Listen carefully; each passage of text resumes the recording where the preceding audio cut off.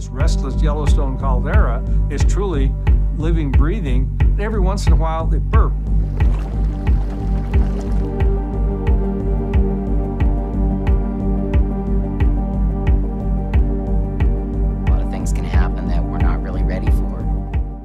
Le parc national de Yellowstone possède l'une des collections de merveilles naturelles les plus variées des États-Unis. Avec ses caractéristiques géothermiques, sa faune abondante et ses plus de 2 millions d'hectares de nature sauvage, Yellowstone est l'un des plus grands atouts de l'Amérique du Nord. Cependant, l'un des responsables du parc a mis en garde contre le fait que cette région merveilleuse allait bientôt devenir un danger. Que se passe-t-il exactement à Yellowstone? Quel type d'avertissement les autorités ont-elles émis concernant Yellowstone? Dans la vidéo d'aujourd'hui, nous vous présentons une annonce faite par les responsables du parc national de Yellowstone concernant une catastrophe naturelle imminente. John Colter, un vétéran de l'expédition Lewis et Clark, a été le premier Américain à visiter la région de Yellowstone. Il est intéressant de noter qu'après être rentré chez lui après des années passées dans les bois, Colter a commencé à parler de l'extraordinaire activité géothermique de la région, mais peu de gens ont cru ses affirmations fantastiques et se sont moqués de l'endroit, le surnommant l'enfer de Colter. Il est évident de comprendre pourquoi certains étaient très sceptiques. La région semblait trop belle pour être vraie. Par exemple, saviez-vous que Yellowstone possède son propre canyon similaire à celui de l'Arizona? Le Grand Canyon de Yellowstone, comme on l'appelle officiellement, a été formé par l'érosion de la rivière Yellowstone. Il a une profondeur de plus de 1000 pieds, une largeur de 1500 à 4000 pieds et une longueur de près de 20 000. La vue du canyon depuis le point le plus élevé de Yellowstone est l'une des plus impressionnantes du parc. Cependant, ce n'est que la partie visible de l'iceberg. Yellowstone est un terrain extrêmement diversifié. Il contient environ la moitié de toutes les caractéristiques hydrothermales de la planète. Le parc national compte environ 10 000 phénomènes hydrothermaux, dont des sources chaudes, des marmites de boue, des fumerolles, des terrasses de travertin et bien sûr des geysers. Les belles teintes de ces masses d'eau sont dues à des bactéries appelées thermophiles, qui aiment la chaleur et vivent à l'intérieur de celle-ci. Le parc national de Yellowstone, d'une superficie de 3 472 000 carrés, est situé dans la partie nord-ouest des États-Unis. Le parc national de Yellowstone est situé dans 3 États. Bien que son emplacement officiel soit dans le Wyoming, la majorité de Yellowstone, soit 96%, se trouve dans le Wyoming. Une petite partie du parc, soit 3%, se trouve dans le Montana. Et une toute petite partie du parc, soit 1%, se trouve dans l'Idaho. Yellowstone est riche et a fourni pendant des années.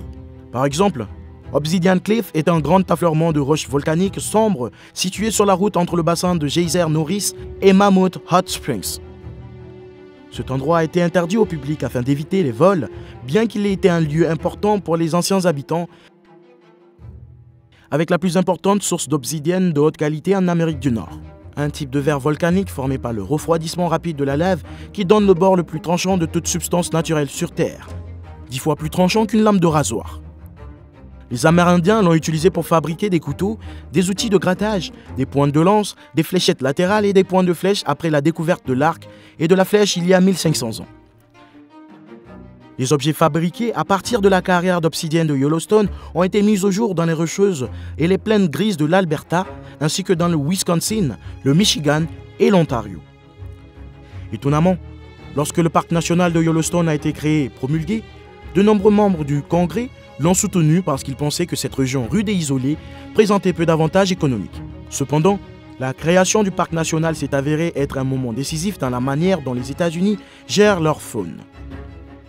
On y trouve des animaux tels que des grizzlies, des loups, des sphinx, des renards, des élans et des wapitis. Mais ne vous laissez pas tromper par leur belle apparence. Ces créatures sont sauvages et ne doivent pas être approchées pour votre propre sécurité. Selon les lois du parc, vous devez rester à au moins 100 mètres des ours et des loups et au moins 25 mètres des autres créatures. Cependant, il y a quelque chose de bien plus dangereux à Yellowstone que vous ne pouvez même pas dépasser lorsqu'il vous poursuit. Le volcan. Yellowstone est une région volcanique. Alors, ne vous laissez pas tromper par sa beauté impressionnante. Un énorme réservoir de lave chaude de 8 km de profondeur se cache sous le parc, alimenté par un énorme panache de roches en fusion qui se déverse à des centaines de kilomètres sous terre. Vous vous souvenez des sources d'eau chaude et des geysers que nous avons décrits précédemment? La chaleur doit venir de quelque part, et la source est la roche en fusion. Lorsque le magma monte dans la chambre et se refroidit, le sol au-dessus s'élève et s'abaisse régulièrement. Le volcan de Yellowstone est si puissant que les scientifiques le qualifient de supervolcan. Il est capable de super éruptions, qui sont les plus grandes éruptions inimaginables. Elles ont le potentiel de faire des dégâts importants. Une super éruption est définie comme une éruption d'une magnitude de 8 ou plus sur l'indice d'explosivité volcanique, dans laquelle au moins 1000 km3, dont 140 000 cubes, de matériaux sont éjectés. C'est assez de matière pour enterrer le Texas à 1,5 mètre de profondeur. Ces super éruptions sont des milliers de fois plus puissantes que les éruptions les plus puissantes que nous ayons vues dans le passé. Le magma, ou roche en fusion provenant des profondeurs de la croûte terrestre, est proche de la surface dans la région de Yellowstone. Cette masse de magma relativement peu profonde est le résultat de la convection thermique qui se produit dans le manteau. Lorsque des panaches de magma remontent dans le manteau, ils font fondre les roches de la croûte et créent des réservoirs magmatiques composés de roches partiellement fondues et partiellement solides. Les panaches du manteau transportent la chaleur du manteau vers la croûte, ce qui entraîne un volcanisme de points chauds. Lorsque les plaques tectoniques se déplacent sur les points chauds, elles laissent un chemin d'activité volcanique. Au cours des 16,5 millions d'années passées, alors que la plaque nord-américaine se déplaçait vers l'ouest, un point chaud qui se trouve aujourd'hui sous la région de Yellowstone a poussé les dépôts volcaniques à travers la plaine de la Snake River en Idaho. Bien que vous puissiez apprécier votre visite à Yellowstone aujourd'hui, l'énorme volcan qui se trouve en dessous est entré violemment en éruption 3 fois dans le passé, condamnant tout organisme assez malchanceux pour se trouver à proximité. La première s'est produite il y a 2,1 millions d'années et a été l'une des plus grandes éruptions connues de l'homme. Elle couvrait une superficie de 5790 km². Le volume total de matière volcanique émise serait 6000 fois supérieur à celui de l'éruption du mont St. Helens, dans l'état de Washington, en 1980. Il y a environ 1,3 million d'années, la deuxième éruption s'est produite à l'extrémité occidentale de la caldeira créée par la première. La troisième éruption, la plus récente, s'est produite il y a 664 000 ans et a éjecté tant de matériaux qu'elle a formé un trou de 34 000 sur 50 000 dans le sol, connu aujourd'hui sous le nom de caldeira de Yellowstone. Si le Yellowstone a cessé de produire des super éruptions, il continue d'en produire de moins importantes. Environ 80 d'entre elles ont été documentées. Il y a environ 174 000 ans, l'une de ces éruptions relativement mineures a formé ce qui est aujourd'hui le West Hump du lac Yellowstone. D'énormes coulées de lave rhyolitique visqueuse et des coulées de lave basilaire moins lumineuses ont partiellement inondé le sol de la caldeira et le paysage adjacent pendant et après ces violentes éruptions. La plus jeune de ces coulées de lave est la coulée de rhyolite de type Peach Stone, vieille de 70 000 ans, située dans le coin sud-ouest du parc national de Yellowstone. Même s'il n'y a pas d'activité apparente du Yellowstone en ce moment, le volcan est toujours actif et agit dans l'ombre. La pression exercée par les corps magmatiques peu profonds a ressuscité 2 dômes dans la caldeira de pierre jaune. Ainsi, le magma pourrait se trouver entre 5 et 8 km sous le dôme de Sour Creek et entre 8 et 12 km sous le dôme de Mylar Lake. Les 2 dômes se dilatent et se dégonflent en fonction de l'augmentation et de l'abaissement du volume de magma ou de fluides hydrothermaux qui se trouvent sous eux. L'ensemble du plancher de la caldeira s'élève ou s'abaisse, mais pas autant que les 2 dômes. L'inflation nette du siècle dernier a forcé le plancher de la caldeira à s'incliner vers le sud. En conséquence, les rives sud du lac Yellowstone ont reculé et les arbres qui s'y trouvent sont maintenant dans l'eau. Un autre effet est que l'extrémité nord du lac s'est soulevée pour offrir une plage de sable près de Fishing Bridge. Nous avons récemment pu suivre les actions du volcan Yellowstone grâce à la surveillance scientifique. À Pelican Valley, par exemple, les chercheurs ont détecté une importante déformation du sol le long de l'axe principal de la caldeira entre le populaire Old Faithful et White Lake. En 1975, ils ont commencé à surveiller la déformation probable du sol à l'aide d'évaluations du mouvement vertical de repères au sol. Les scans ont découvert une élévation exceptionnelle de l'ensemble de la caldeira de plus d'1 mètre en seulement 10 ans. Toutefois, des relevés GPS supplémentaires ont révélé que la caldeira a connu un affaissement ou un enfoncement jusqu'en 2005, date à laquelle elle est revenue à une élévation extrême. Le mouvement vertical le plus important a été observé à la station GPS de White Lake, sur le bord oriental de la caldeira, où le soulèvement total entre 2004 et 2010 était d'environ 27 cm. Le mouvement des fluides hydrothermaux profonds ou de la roche en fusion dans le système magmatique crustal peu profond, à une profondeur d'environ 10 km sous la surface, serait à l'origine du soulèvement. Des super éruptions ont été observées au moins 47 fois au cours de l'histoire de la planète.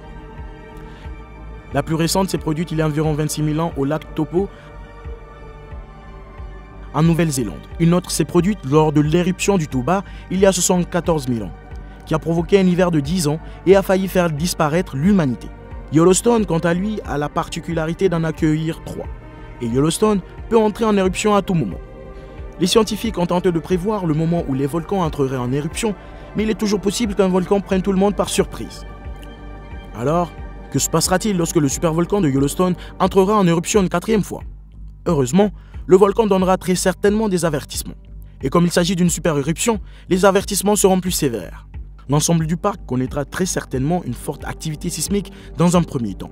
Ces tremblements de terre pourraient prendre des semaines ou des mois pour briser les roches situées au-dessus du magma avant l'éruption. Espérons que cela laissera suffisamment de temps à chacun pour fuir pour sauver sa vie. Les scientifiques prévoient qu'au moins 230 000 cubes de matériaux seront déchargés. Tout ce qui se trouve sur le chemin de la coulée de la lave sera détruit. Et cela pourrait durer des semaines, voire des mois. Les habitants du voisinage du parc supporteront l'essentiel de la destruction causée par la coulée de la lave. Cependant, une population beaucoup plus importante sera affectée par autre chose.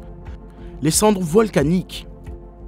En fait, ce sont les cendres volcaniques qui causeront le plus de dégâts, puisqu'environ un tiers de tous les matériaux issus de la superéruption se retrouveront dans l'atmosphère. Les cendres volcaniques sont un mélange épouvantable de roches et de verre brisés. Elles vont loin car l'énorme force de l'éruption va les propulser à des kilomètres dans les airs et les disperser dans tout le pays. Sur la base de l'historique des dépôts de cendres et d'une modélisation approfondie, certains chercheurs ont prédit qu'une superéruption du Yellowstone créerait un nuage parapluie massif et mortel qui se propagera dans toutes les directions. Il ensevelirait la région sous un mètre de cendres et dévasterait des endroits comme le Wyoming, l'Idaho, le Colorado, le Montana et l'Utah. Les habitants du Midwest s'en sortiront mieux, mais ils recevront quelques centimètres de cendres, tandis que les deux côtes en recevront beaucoup plus. La répartition précise sera déterminée en fonction du temps et des conditions météorologiques. Les cendres volcaniques sont extrêmement destructrices, capables de submerger et de tuer des personnes, des plantes et des animaux. Une grande quantité de cendres écrasera également les structures, provoquant l'effondrement des toits et emprisonnant les personnes à l'intérieur. Même quelques centimètres de cendres, comme c'est le cas dans une grande partie du pays, sont synonymes de calamité. Elle peut ruiner les récoltes, entraver les routes et créer de graves problèmes respiratoires. Les réseaux d'égouts peuvent se boucher et les transformateurs électriques peuvent être endommagés. Il serait impossible de voler car une grande partie de l'espace aérien de l'Amérique du Nord serait fermée. Il serait impossible de maintenir un approvisionnement nécessaire en aide et le personnel de secours ne pourrait se déplacer dans le pays.